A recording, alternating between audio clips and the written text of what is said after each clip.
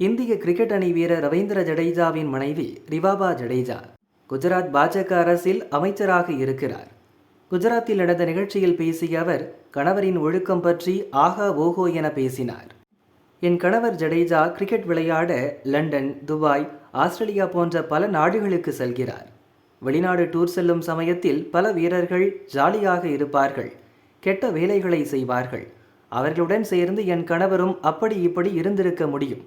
ஆனால் என் கணவர் அப்படி செய்யவில்லை. என் கணவர் அப்படிப்பட்டவரும் இல்லை. அவர் ரொம்ப ஒழுக்கமானவர். அவரது பொறுப்புகளை நன்றாக புரிந்து வைத்திருக்கிறார். அதனால் எந்தவிதமான கெட்ட காரியங்களிலும் அவர் ஈடுபட்டதில்லை. கெட்ட காரியங்களில் ஈடுபடும் வீரர்களின் குடும்பத்தினரிடமிருந்து எந்த எதிர்ப்பும் வருவதில்லை. இந்த நேரத்தில் ஒரு விஷயத்தை நான் குறிப்பிட விரும்புகிறேன். நாம் வாழ்க்கையில் முன்னேறும்போது நமது கலாச்சார வேர்களை எப்போதும் மறக்கக்கூடாது, அதுதான் முக்கியம் என ரிவாபா பேசினார். ரிவாபா ஜடேஜா எந்த வீரரின் பெயரையும் குறிப்பிட்டு பேசவில்லை.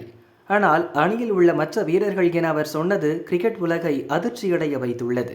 மற்ற வீரர்கள் ஒழுக்கம் இல்லாதவர்கள் என்கிற ரீதியில் ரிவாபா பேசியது இந்திய அணி வீரர்கள் மற்றும் அவர்களது குடும்பத்தினரை அவமதிக்கும் வகையில் உள்ளது என முன்னாள் கிரிக்கெட் வீரர்கள், விளையாட்டு நிபுணர்கள், ரசிகர்கள் கருத்து பதிவிட்டு வருகின்றனர்.